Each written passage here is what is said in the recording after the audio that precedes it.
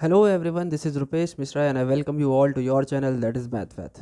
देखिए, कल मैंने आपके लिए एक पेपर डेमो के तौर पर किसी दूसरी यूनिवर्सिटी का, डीडीयू का नहीं है ये, ठीक है। कुछ लोग कंफ्यूज हो गए थे।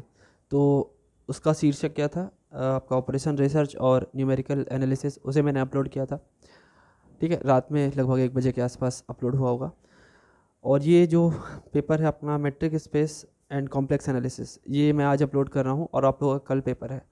तो इसे ज़रूर देख के जाइएगा, काफ़ी कुछ क्वेश्चन हो सकता है वैसे के वैसे आपको मिल जाए।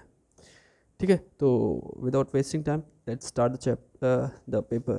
क्वेश्चन नंबर 1 से स्टार्ट करते हैं, सबको वन बाय वन। जो फालतू का एक दो क्वेश्चन है इसमें भी एक आध दो जगह मुझे गलतियाँ मिली हैं, लेकिन कोई बात नहीं, उन्हें बताता चलूँगा।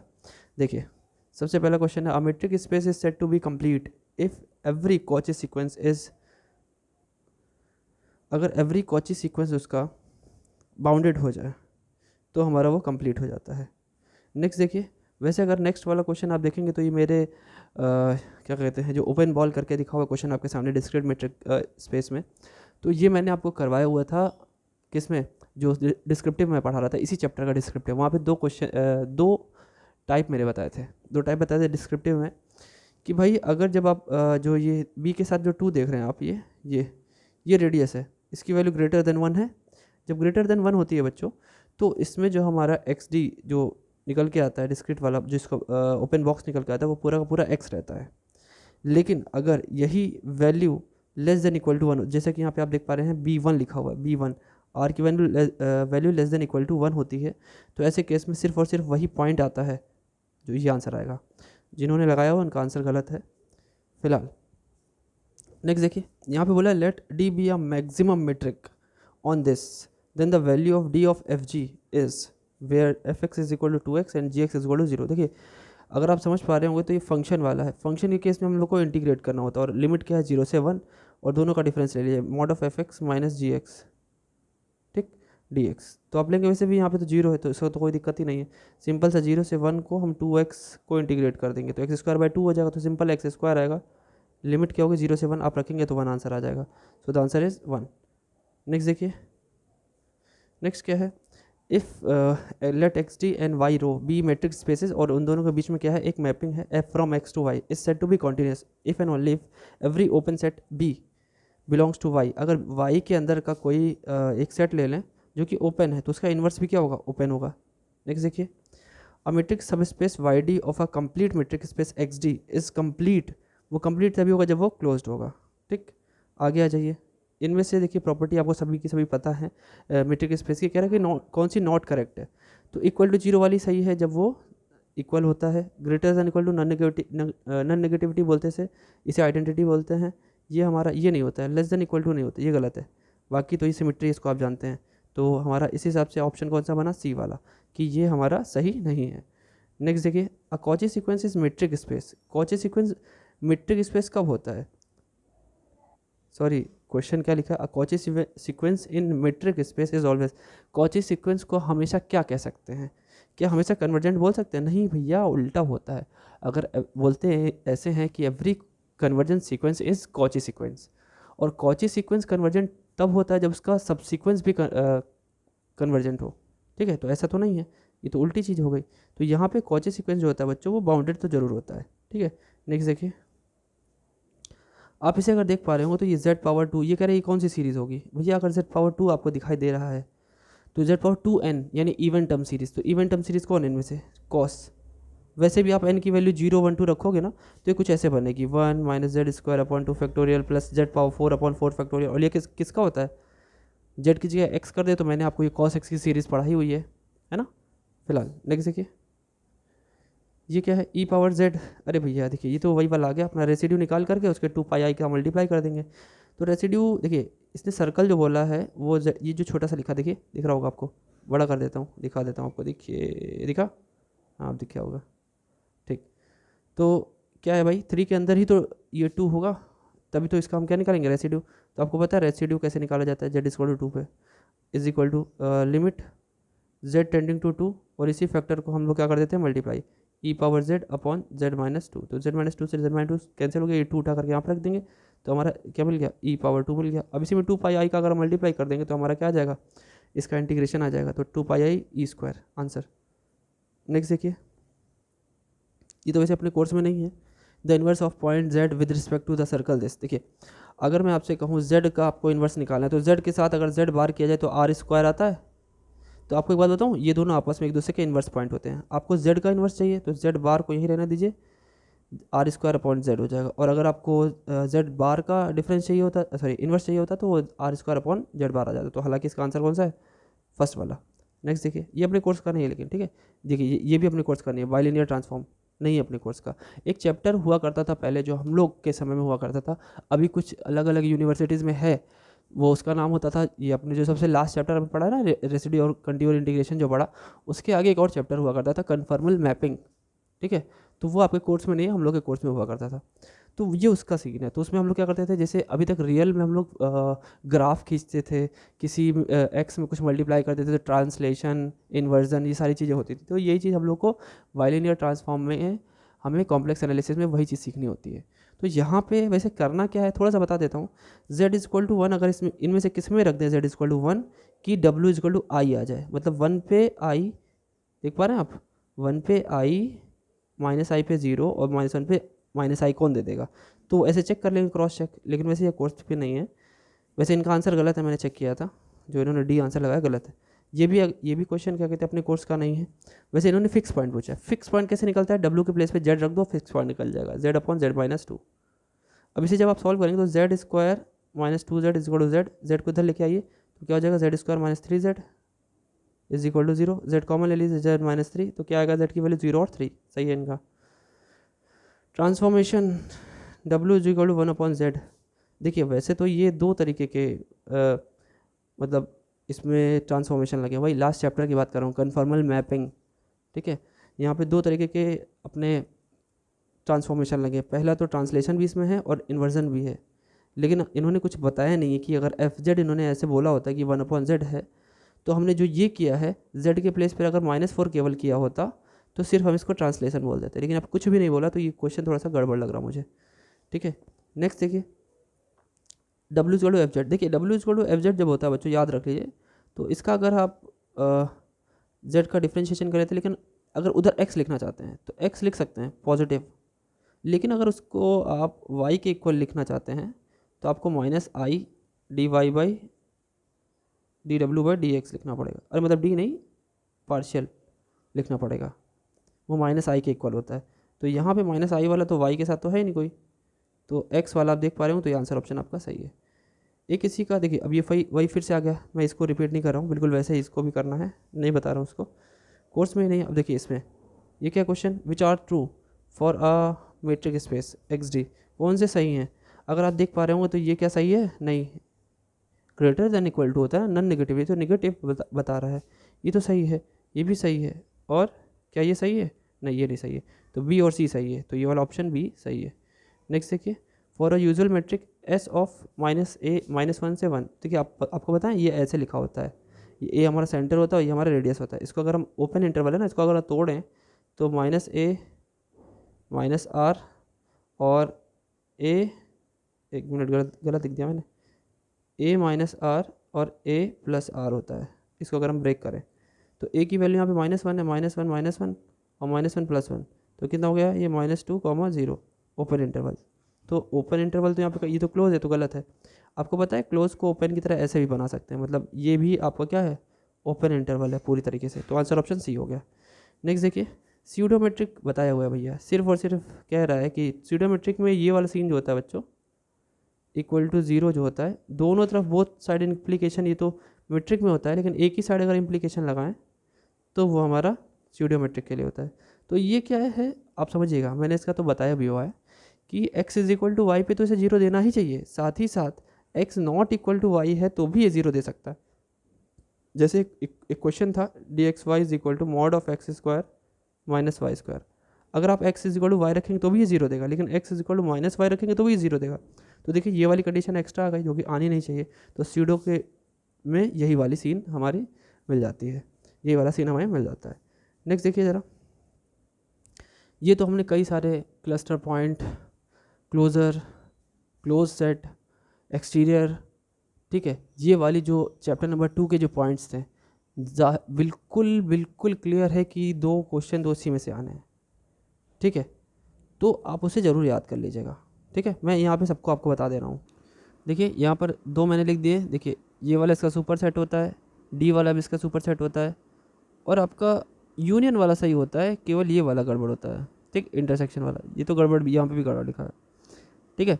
तो ऑप्शन यहाँ पे डी हो जाएगा।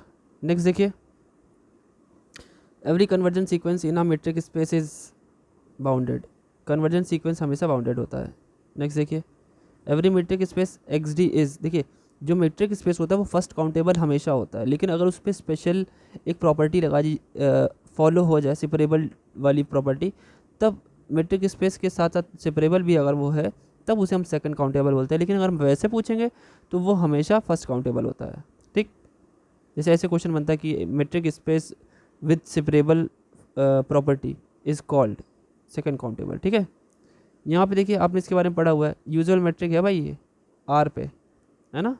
और अगर यहाँ पे आर दोनों जगह आर पावर 2 कर दें तो ये usual metric of on R power 2 हो जाता, और दोनों पे पावर एन कर दे तो यूक्लिडियन बन जाता, मैंने बताया हुआ है। नेक्स्ट देखिए, ये तो अपने कोर्स में ही नहीं है, कन्फर्मल मैपिंग ये वाला देख लीजिए। ये इसके देखिए 2 फॉर्मूले, देखिए अगर D W by D Z लिख रहे हैं और आपने डब्ल्यू के साथ आर को रखा है तो ई की पावर माइनस आई थीटा होता है, और अगर इसी को ही आपने डे बार डब्ल्यू अपॉन डे बार थीटा के साथ रखा है तो माइनस आई अपॉन आर और ई पावर माइनस आई थीटा होता है। तो आप देखिए किससे पूछ रहा है, आर वाला, देखिए आर वाला यहाँ पे सही है, ठीक। और अगर थीटा में होता तो थीटा में सही होता, थीटा वाला है लेकिन ये गलत दिखा हुआ है। नेक्स्ट देखिए क्या कह रहा है, कौन एनालिटिकल नहीं है, ये तो सब हैं। यहाँ पे देख पा रहे होंगे जेड स्क्वायर अगर 1 रख दें तो ये इन्फिनिटी दे देगा, तो एनालिटिकल नहीं है, फोर्थ वाला ऑप्शन। ये देख पा रहे हैं आप, रेडियस ऑफ कन्वर्जेंस कोर्स में ही नहीं है, ये भी कोर्स में नहीं है,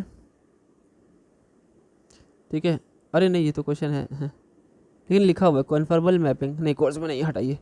नेक्स्ट देखिए, रेसिड्यू ये वाला तो कराया हुआ है भाई, है ना। वैसे इसका ऑप्शन गलत आ रहा है, अगर आप इसे सॉल्व करेंगे तो Z square plus a square को पहले सॉल्व कर लीजिए, तो क्या आएगा, z square two plus minus I a वाला याद आ रहा है, 2 बार क्वेश्चन कराया हुआ है। तो इसका वैसे जब आप सॉल्व करेंगे तो 2 बार आई ए आया है, 2 बार आई ए आया है, तो भाई ये बताइए हमसे Z square two plus I a वाला पूछा है ना, तो ऐसे लिख लीजिए, जब फैक्टर करेंगे तो ये मिलेगा और z माइनस आई ए, तो यहीं से हमारा ये फैक्टर निकल के आएगा, तो इसको छोड़ करके ये हमारा 5z हो जाएगा। इसका डिफरेंशिएशन एक बारी कर लेंगे, एक बारी क्यों करेंगे, क्योंकि पावर में 2 है तो एक कम है ना, एक बारी डिफरेंशिएट करेंगे तो आ जाएगा -1 अपॉन, और अपना क्या था, कितना लिखा हुआ था, 1 upon Z plus I A whole square, इसको हमने क्या माना था 5z, ठीक। एक बारी डिफरेंशिएट कर लीजिए, डिफरेंशिएट आप करेंगे तो भाई ये पहले तो ऊपर जाएगा, पावर आएगी, पावर में एक कम, तो z plus I A whole power 3 हो जाएगा, ठीक है।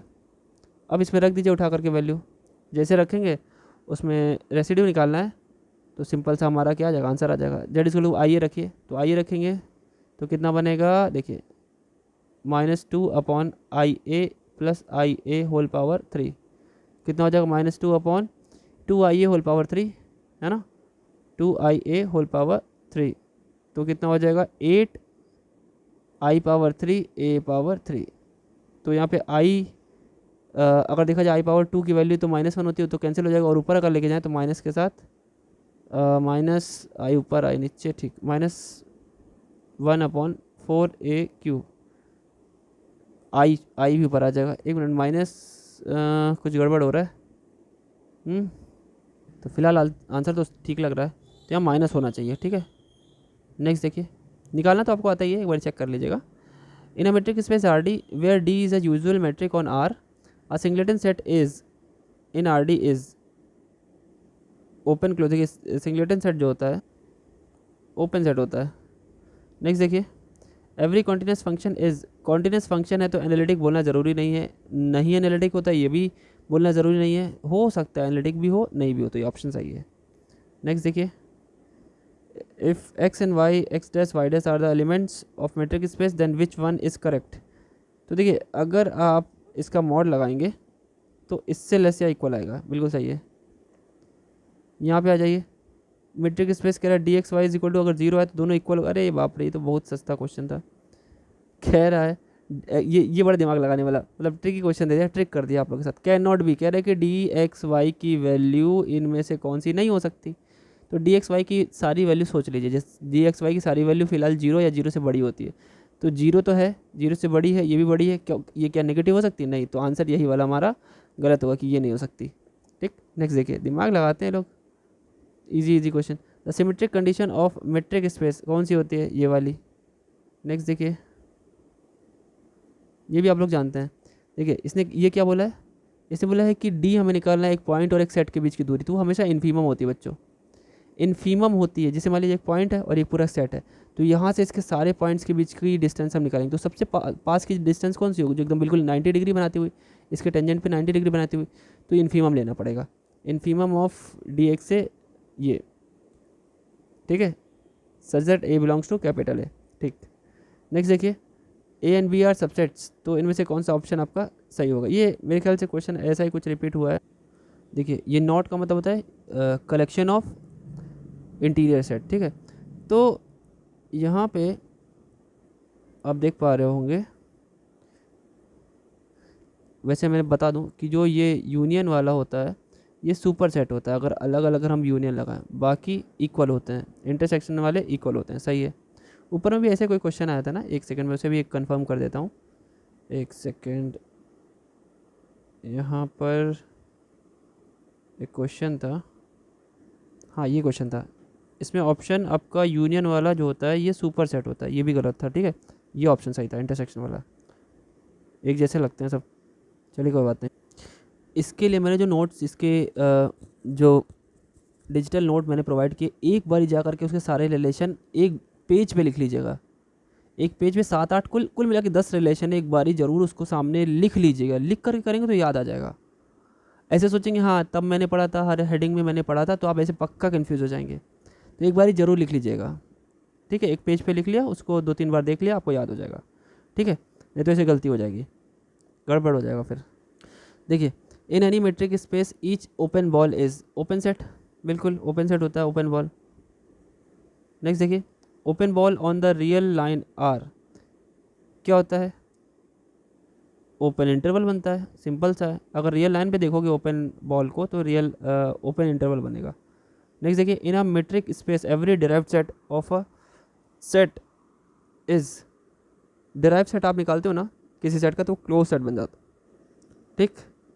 नेक्स्ट देखिए, let X D be discrete metric space and Y rho be metric space, then F from X to Y is. तो यहाँ पे अब अगर बात करें डिस्क्रीट मेट्रिक स्पेस की, तो ये हमेशा डिसकंटिन्यूस होता है एवरीवेयर, या एवरीवेयर लिखा हो सकता है, या ईच पॉइंट ऑफ आर, ठीक है।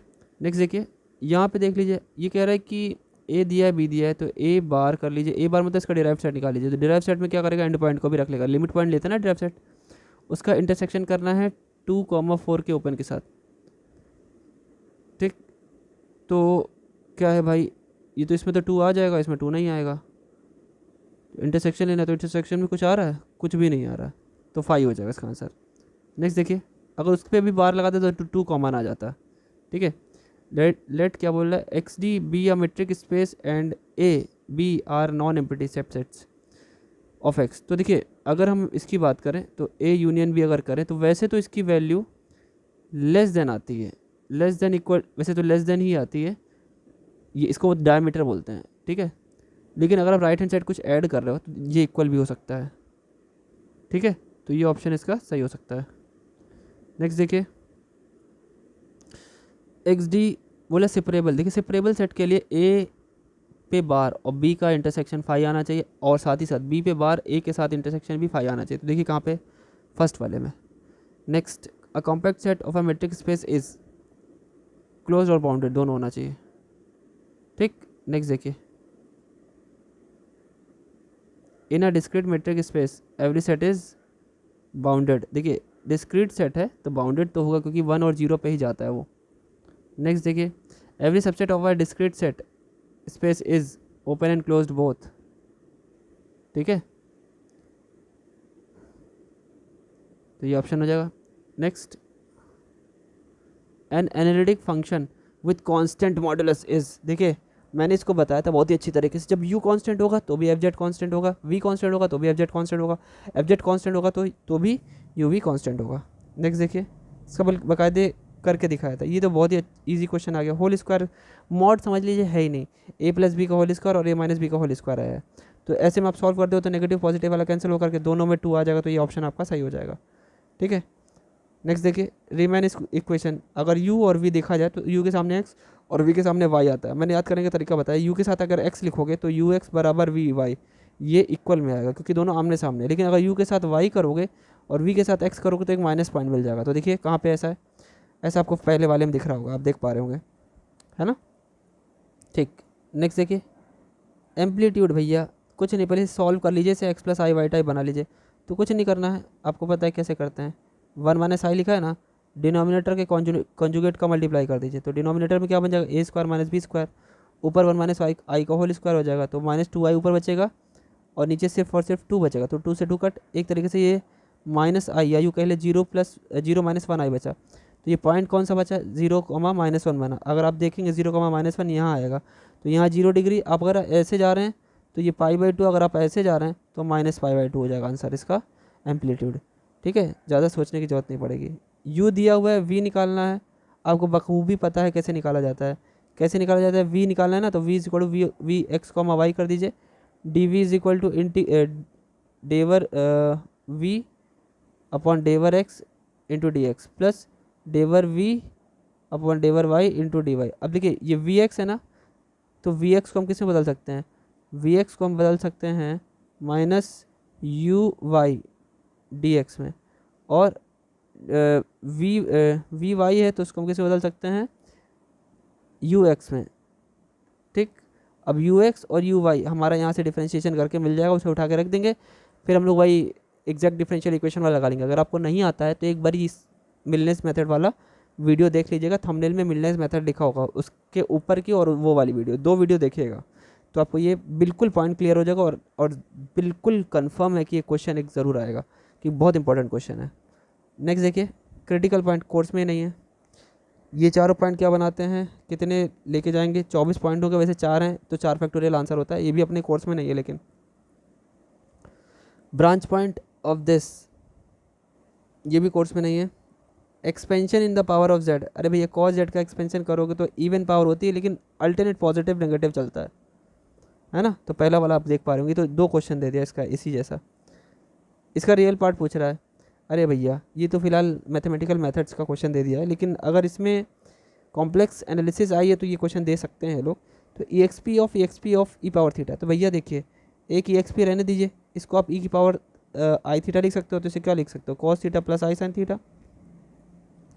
तो इसको वापस से आप ई की पावर लिख सकते हो, तो ई की पावर लिखोगे, ई की power cos theta plus I sine theta, अलग अलग कर लो, तो क्या करोगे, ई की पावर कॉस थीटा और इंटू ई की पावर आई साइन थीटा, और इसको फिर से ई पावर आई थीटा जैसा समझ करके इसको भी ओपन कर देंगे अगर हम, तो सिर्फ इतने को क्या लिखेंगे, कॉस साइन थीटा और प्लस आई साइन थीटा।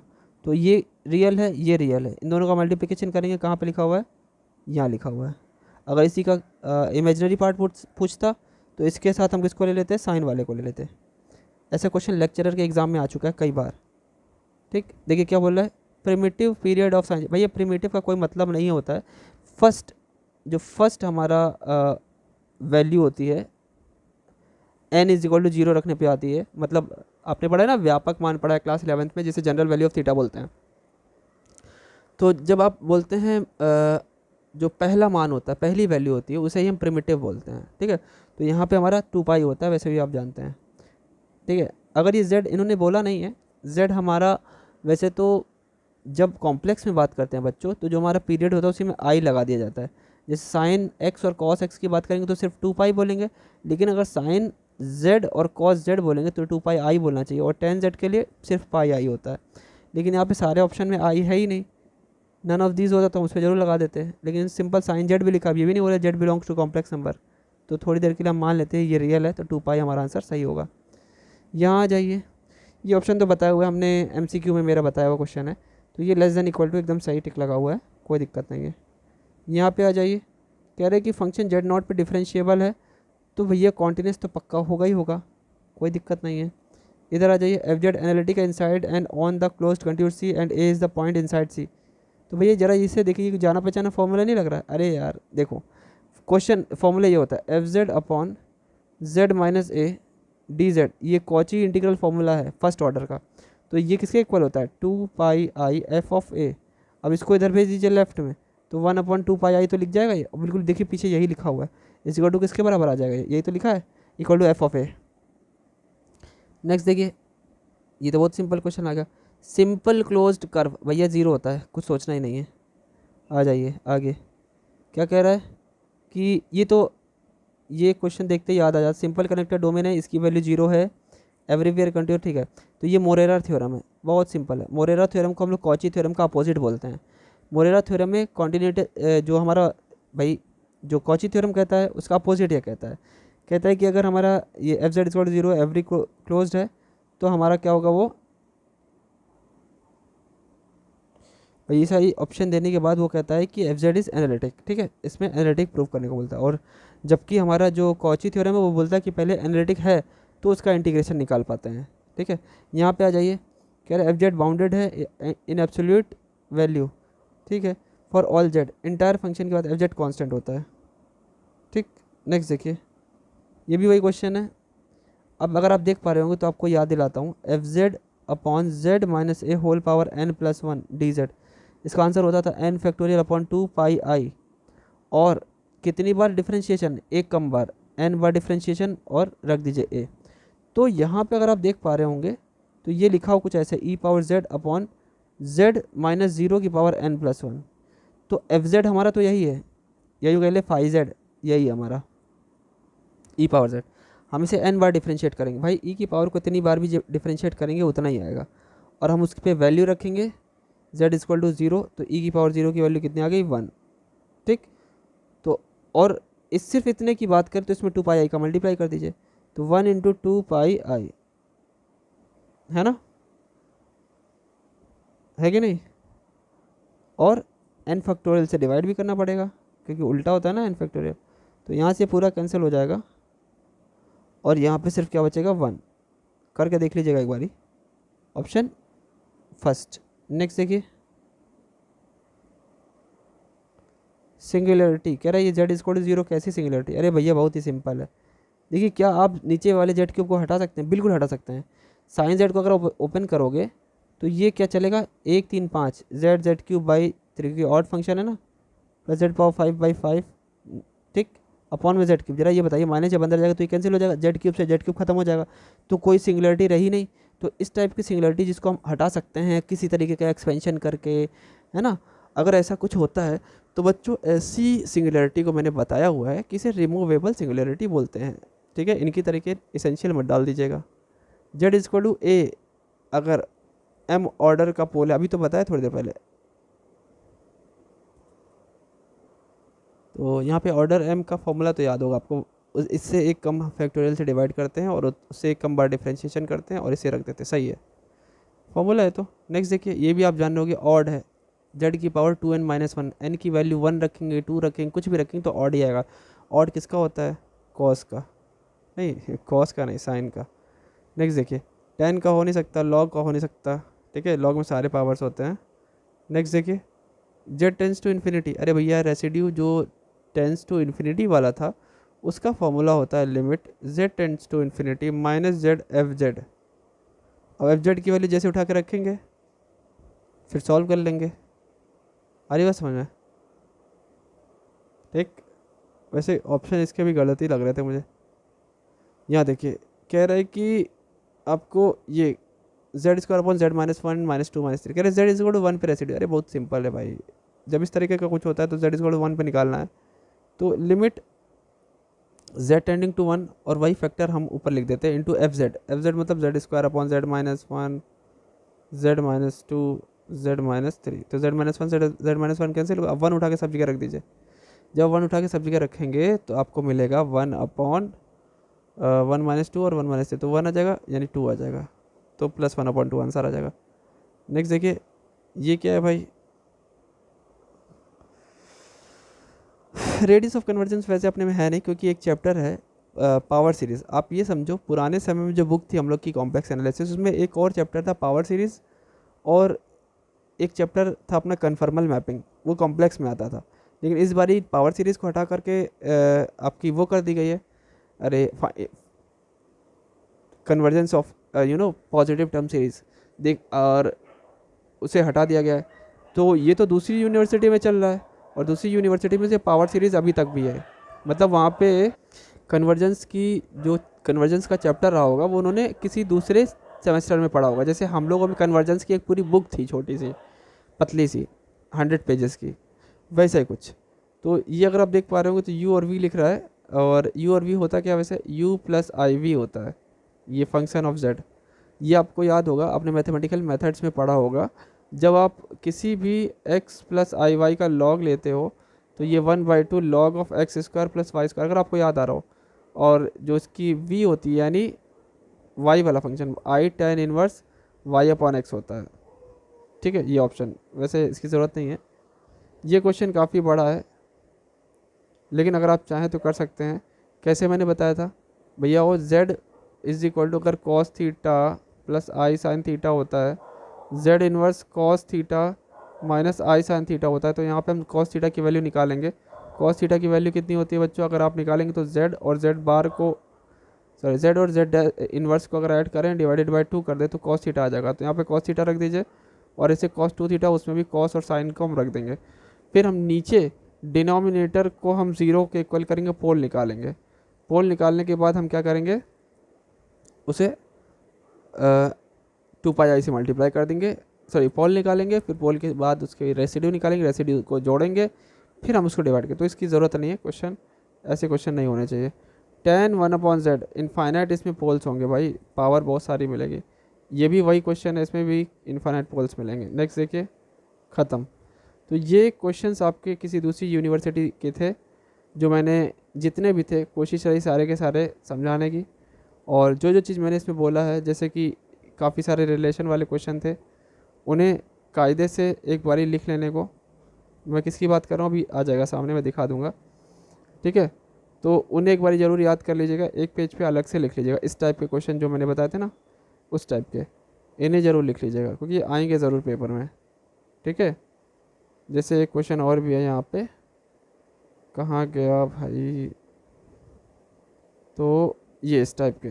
ठीक, तो 6 सेमेस्टर का ये लास्ट वीडियो था बच्चों, और इसके बाद आपका जो आप पेपर देके कल आएंगे और परसों आएंगे, उस पेपर का सॉल्यूशन मैं अपलोड करूँगा। ठीक है, और उसी के साथ साथ आप लोगों से कुछ बातें भी करनी है, वो मैं बात करूँगा। ठीक है, उसके लिए आप लोग सभी लोग टाइमली प्रेजेंट रहेंगे। ठीक है, मैं कमेंट का टाइमिंग भी बता दूंगा कि किस टाइमिंग पे आप लोग कमेंट करें, और उसका जवाब भी मैं दूंगा, जिससे कि आप लोगों से एक प्रॉपर टाइमिंग पे बात हो जाए, जिससे कि कोई डिसकंटिन्यूटी ना बने। ठीक, तो पेपर को बहुत अच्छे से करिए, चीज़ों को रिवाइज़ करके अच्छे से जाइएगा। मेट्रिक स्पेस में फैक्ट्स ज़्यादा हैं, तो उन्हें कोशिश रहे, अगर आपके पास 1-2 घंटे का टाइम हो तो एक कॉपी लीजिए, पेन लीजिए, और जो मैंने PDF प्रोवाइड किए हैं उनमें से जितने भी आपको लगते हैं, जो मैंने जहाँ जहाँ स्टार बनवाया है, जहाँ जहाँ आपको लगे कि ये तो 1 लाइन में आ सकता है, उनको लिखिए एक बार, सिर्फ एक बार लिखिए, बहुत फ़ायदा मिलेगा। और आप आके मुझे बोलो कि हाँ सर आपकी ये बात सही थी। ठीक है, तो ये पेपर भी आपको डिलीवर कर दिया गया। कहा गया था कि एक ही दिया जाएगा, लेकिन फिर ये दिमाग में आया कि कैसे रहने दिया जाए, आपके फ़ायदे के लिए हम क्या और कर दें। जब ये मेरे पास अवेलेबल था तो ये तो करना ही था। चलिए, मस्त पेपर दीजिए, खुश रहिए और गुनगुनाते रहिए। मिलते हैं नेक्स्ट वीडियो में आपके अपने प्यारे से चैनल मैथ फैथ पर रुपेश मिश्रा के साथ। Thank you.